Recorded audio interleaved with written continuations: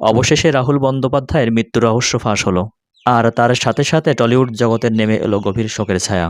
ভোলে বাবা পার করেগা জনপ্রিয় ধারাবাহিক এর শুটিং চলাকালীন সময়ে না ফেরার দেশে চলে গেলেন জনপ্রিয় অভিনেতা রাহুল অরুণোদয় বন্দ্যোপাধ্যায়। রবিবার ভারতের উড়িষ্যা রাজ্যের তালসারিতে শুটিং শেষে সমুদ্রে নেমে তলিয়ে যান তিনি। কে জানতো এটাই হবে তার শেষ পানিতে নামা। সূত্রের খবর, পানিতে নামার পরপরই হার্ট অ্যাটাক করেন তিনি।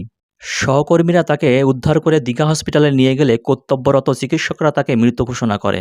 আর রাহুলের এই আকস্মিক মৃত্যু মেনে নিতে পারছে না টলিউড। পরিচালক রাজ চক্রবর্তী সহ তার সহকর্মীরা ও তার ভক্ত অনুরাগীরা কোনোভাবেই এই মৃত্যুকে মেনে নিতে পারছে না। প্রোডাকশন ম্যানেজার শেখর চক্রবর্তী বলেন, আসলে কোনো শুটিং ছিল না তখন। রাহুলকে বারণ করা হয়েছিল সমুদ্রে নামতে, কিন্তু টেকনিশিয়ানদের জোরাজুরিতে সে সমুদ্রে নামে। বোট থেকে নামার পর তিনি আর পানি থেকে উঠতে পারছিল না।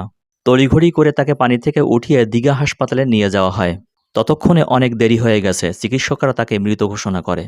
না ফেরার দেশে ভালো থাকুক রাহুল অরুণোদয় বন্দ্যোপাধ্যায়, আমরা সবাই তাকে খুব মিস করব।